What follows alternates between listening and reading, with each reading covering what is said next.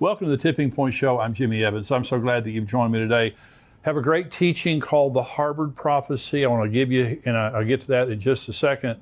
Also, in the subscriber portion, I'm talking about starvation. I'm talking about famine and some very, very serious things that are happening all over the world related to the drought that's happening in America and also many places in Europe and other things that are threatening the world food supply very quickly. The world is going to go into a crisis, and this is not anything that can be prevented in the near term because of the seriousness and the global nature of what's happening. I'm talking about that, plus I'm answering questions from our subscribers. This is in the subscriber portion, but right now I want to bring this teaching called the Harvard Prophecy. Now, when you think of the word prophecy, you think about the Bible or some godly person with a prophetic gift. But in this program, I want to talk about a very important prophecy to America that was given by a secular sociologist from, of all places, Harvard University. And every word of his prophecy has come true in our day. And he's a Harvard sociologist named Carl Zimmerman. Now, he wrote this book. This is not a book. It's actually a study that he did called Family and Civilization. But 1947 is when his study came out, all of his research. Unbelievable amounts of research that he did into the family and history. Now, why was he publishing his research in 1947? It's because he was very concerned about the secularization of America. At the same time that Carl Zimmerman was publishing his research from Harvard University, there was another school of sociology in Chicago, the Chicago School of Sociology, and very, very liberal. And they wanted to liberalize marriage and family and society. And he was warning, and the liberalization of America that we see today began back in the 30s and 40s. And that's hard to believe, but it's true.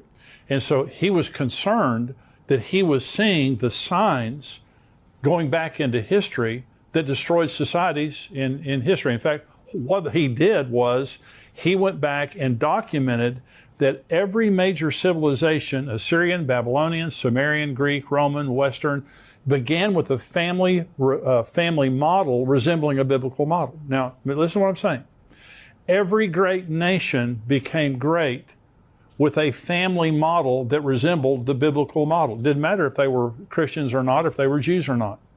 No society ever becomes great by sin. No society ever becomes great with weak families. None. America became great because of the strength of our families. The marriage was strong, family was strong, and then it becomes liberalized. That happened in Rome, that happened in Greece, that happened in Egypt, that happened in Samaria. All great civilizations in the history of the world, they never become great with weak families and weak marriages, never.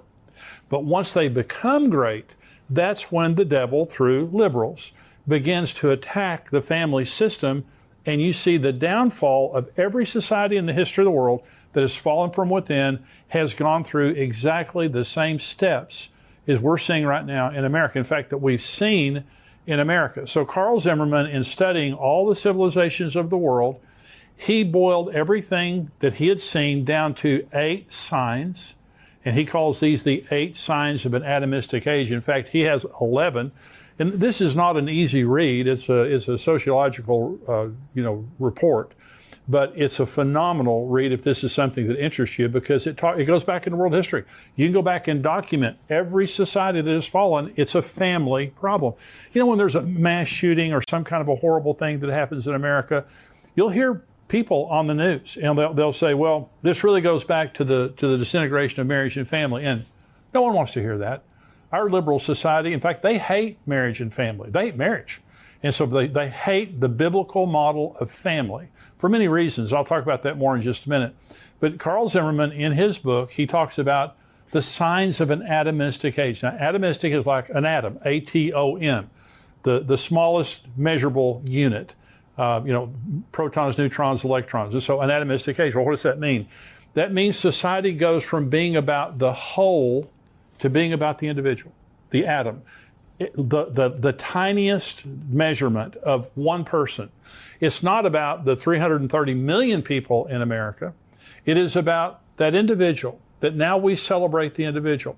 So how does that happen? Because all great societies become great because you have a strong marriage of parents who care about their children more than themselves. More than themselves. They sacrifice for their family. Most of them have a fear of God. They're very committed to family, and they're very committed to community, and they sacrifice for the purpose of their marriage and their children and their community. Okay, so he goes back in history and he does incredible amounts of research on all the great societies in the history of the world and why they fell. Okay, and so here are the things that they all have in common. You'll recognize every single one of these related to America. Number one, Carl Zimmerman says, marriage loses its sacredness as it is frequently broken by divorce. And such divorces do not consist of guilty parties, but simply two people who wish to terminate a relationship. Let me give you a little history lesson related to the Bolshevik Revolution in Russia. And in 1917, there was the Red October, where the Bolsheviks overthrew the czars. They overthrew the previous government. Now, their formal government, the Soviet government, wasn't set up until 1922, but they came in and they took over. And they wanted to control the people. This is what they wanted to do. They were socialist. They wanted to control the people. But they had a problem. And the problem they had was that marriage was very strong. And to get married, you had to go to the Russian Orthodox Church. The Russian Orthodox Church was extremely strong in Russian society. Great authority the church had. And so you had to go to the church to get married. You had to go to the church to get divorced. And the Russian Orthodox Church obviously controls society, a great deal of society. So the Bolsheviks came in and they said, you know, these people are too strong. See, liberals hate strong families. They hate strong marriages, and they hate strong families because people with strong marriages and families just don't need a lot of government. We don't need the government wiping our noses. We don't need the government telling us what to do. We don't need the government telling us how to raise our children and all this kind of stuff. When you have a strong relationship with God and a strong family, you just don't need a lot of government. That's what they hate. That's what liberals hate. They want you to serve them. They don't want a small, efficient government that serves the populace. They want a population that serves the government, and the government has all the power. So the Bolsheviks came in and listen to what they did. They said, we have got to diminish the power of the church, and we have to diminish the power of the family. So here's what they did. They passed no-fault divorce, number one. No longer did you have to prove fault. No longer was divorce wrong. It was just one party unilaterally could divorce their spouse for any reason at all. You didn't have to go to the Russian Orthodox Church anymore. The second law that they passed was abortion on demand. Any woman could get an abortion for free if she went to a public hospital. That's all she had to do. No questions asked. Okay. Number three is they confiscated all of the money and property of the Russian Orthodox Church.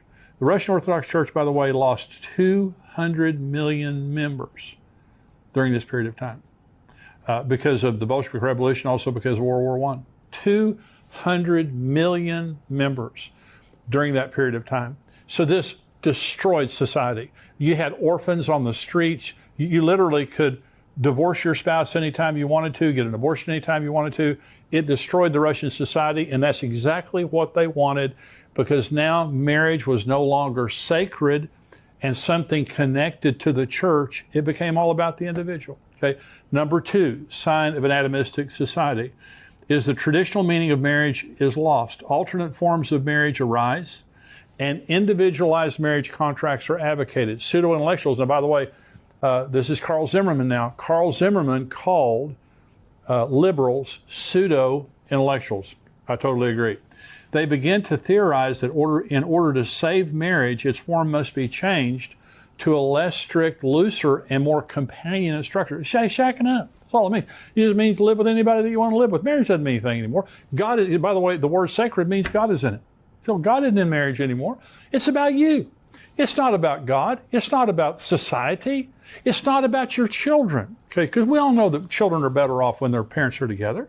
It's not about your children. It's about you. Atomistic. It's about the individual. Number three, sign of an atomistic age. The feminist movement abounds in the atomistic age. Women lose their inclination for childbearing and rearing, and the birth rate decreases. Did you know? Of course, we've seen liberalism in America for decades. Betty Friedan, the founders of, the women's movement, they said that women will never be free until marriage is abolished. They hate marriage. Liberal women hate marriage. Okay, National Organization of Women. And so Gloria Steinem, all the women who started that movement, how are women doing today as opposed to 50 years ago? You say, well, women are free. Are they? Are they happier? They're not happier. They're more single, and they're not having children because marriage puts women in a place where they feel safe having children. Marriage creates a bond between parents, not just between people, but between parents, so that their children are secure in that marriage, and they're going to have children and grandchildren and have a family that's secure because of the security of that. So when marriage goes away, women don't want to have children anymore. And so the birth rate in America is dropping every year, and it's now the lowest in American history. Then you begin to depopulate, okay? Like Japan, like Sweden, like many nations in the world now they're not having enough children to replace themselves, so now they're actually depopulating. That's the beginning of the end. Finally you just don't have any people. Okay, number 4, there's an increased public disrespect for parents. You can check that box. Parenthood and authority in general, so that parenthood becomes harder for those who still try to raise children. Now parents are demonized. There's a disrespect for parents. Look at what's happening in America today, where public schools are trying to take children and transition them without their parents' knowledge. Abortion without their parents' knowledge. Parents are no longer an issue. Parents are no longer respected by the kids or by society at large. Number 5, there's an increase in juvenile delinquency, promiscuity, and rebellion. This has exploded in our society. See, when I was in Africa, Karen and I went to Africa with her parents, our whole family. And one night we were sitting and talking with our guides, the guides who took us into the bush with all the wild animals. And the elephants were just spectacular. Elephants are just the most majestic animals in the world. And they were telling us about efforts they were making in South Africa to remove elephants, to thin out the elephant population because it was getting too big. And they couldn't do it. It was impossible. And he was telling us the elephants are so social and so intelligent that you can't thin it out. If you begin to kill them, they grieve over every other elephant that's killed, and they begin to act out. They begin to get more hostile. But one of the things they did to try to thin out the elephants is they began to remove the parents and just leave the young ones. They became juvenile delinquents. They began to raid the villages and tear up the local villages. They were so upset about their parents being gone. When you disrupt the home and you say, oh, marriage isn't important, who cares, just do what's easy, just be companions, just move in and out, and drag your children along with you, those children get damaged, then they begin to act out and take drugs and become immoral and begin to be violent and things like that. You see it all over America today like never before. Number 6 sign of an atomistic age. And remember, I just want to remind you, this was Rome, this was Greece, this was Egypt, Samaria, all these different places where this happened. This isn't just America. This is world history. This is what Carl Zimmerman was saying. If you want to liberalize the marriage and family laws of America, this is the price you're going to pay. This is world history. And he wrote it as a report. This is a prophecy. This is a prophecy that has come true in our day. Number 6, the hostility of pseudo-intellectuals to the traditional family soon spreads to the common people, sealing the doom for the society. Okay, again, pseudo-intellectuals, that's what he calls liberals. Okay, so the hostility of pseudo-intellectuals to the traditional family spreads to the common people. So I'm the president of XO Marriage. My son is the CEO of XO Marriage. We do marriage all over the world. We're the largest marriage ministry in the world that we know of. Okay, so marriage is what we do. So we were having a conference, big conference, thousands of people flying in to go to this conference. And so, and a couple told me this story. We're way past that. We've got transsexualism.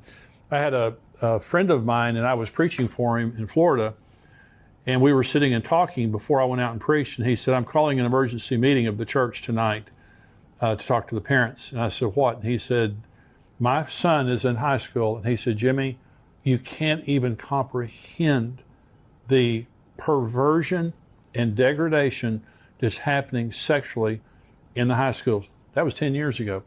And he told me, and I'm not going to repeat to you what he told me. It's the most unbelievable thing. But what he said is, no longer are you a homosexual or a bisexual, you're a pansexual. And Miley Cyrus, I think, was the first one I heard that said this. Pansexual meaning, don't put a definition on me. I'll have sex with whomever, however I want, as often as I want. And it's not just immorality, it is absolute rebellion, moral anarchy against God and against morality. So we have all 8 signs. So Carl Zimmerman in 1947, going back into world history, was warning America and saying, hey, School of Chicago, sociology there, if that's what you want to do, this is what's going to happen. It's happened every place in world history that's ever been tried. And so he warned, we didn't listen to him, obviously, ignored his warnings, and the pseudo-intellectuals, the liberals, they always think they have the answer. When have they ever had the answer? Okay? But here's the question, is there an answer? Can we change? I mean, you see what's going on today. Can we change things? Yes, but there's only one way. And I want to go back to the thing that I said in the beginning, and that is the number one sign that Carl Zimmerman gave was marriage loses its sacredness. You have to turn back to God. When marriage loses its sacredness, it's because you no longer see it as God being in it. Now, in Matthew 19, this surprises some people. In Matthew 19, Jesus is confronted by the Pharisees. Now, the Pharisees believed in her-fault divorce. Okay? Not no-fault divorce, her-fault divorce. Women were owned. Women were chattel. They were property. Women didn't have rights. Men had all the rights. Listen to the context of Matthew 19. The Pharisees also came to him, Jesus, testing him and saying to him, is it lawful for a man to divorce his wife for just any reason? And he answered and said to them, have you not read that he who made them at the beginning made them male and female? And said, for this reason a man shall leave his father and mother and be joined to his wife, and the two shall become one flesh. So then they are no longer two, but one flesh. Therefore, what God has joined together, let not man separate. Now they're coming up and they're asking Jesus a honest question. If she burns the biscuits, can I put her away? If I just get tired of her, can I put her away? Because that's what they believed. They believed that for any reason at all, their wife did not please them. They just send her down the road. And all a man had to do to divorce his wife was write down on a piece of paper, I divorce thee, walk to the front door, hand her that piece of paper. She left without children, without furniture, without money, without anything. Typically to go back to her family in shame. So women is a horrible place for women to be. And Jesus said, that's not the way God created marriage. You be careful. What God has put together, what God has joined together, let not man separate. So in a functional society, you don't mess with marriage because God is in it. When, by good people, I mean God-fearing people who believe in what I believe in. I believe what the Bible believes in. And so, but I don't put my hope in politicians. The only real hope America has is for revival and awakening. I prayed for it this morning. I'm asking you to pray for it. Every morning, every time you pray, and awakening. Revival is the church. You don't revive something that was never alive. They need to be revived, and society needs to be awakened to the reality of God. And there's been revivals and awakenings in history in America, in different places in the world that have changed society. We need a society-changing revival. We need to put our eyes on Jesus. But one of the reasons I'm saying this to you today is don't listen to the lies of the pseudo-intellectuals who believe they have the answers. God has the answers. This was not a religious man bringing a word based on the Bible. This was a sociologist going back into history and making an honest assessment of what destroys societies, and liberals and liberal thought destroys societies. God and God's form of God's plan for marriage and family is what everything thrives upon. I want to encourage you today. Maybe you've kind of been affected by some of the nonsense that liberals talk about.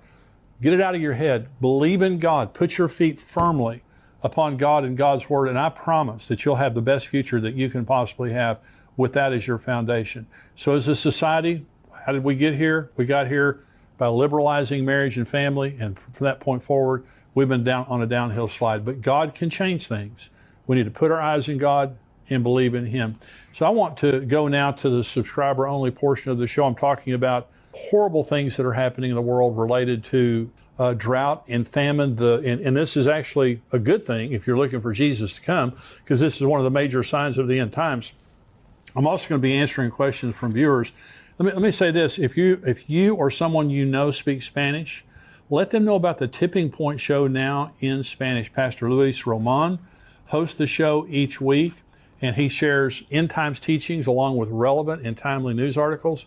You can find the link to Luis's channel in the description of this video. But you'll really enjoy that if you speak Spanish or if you know someone who does. Stay tuned if you're a subscriber. Now, if you're a subscriber, you cannot watch the full episode on YouTube. You have to go to endtimes.com or respond to the email that we sent you. If you're not a subscriber, $7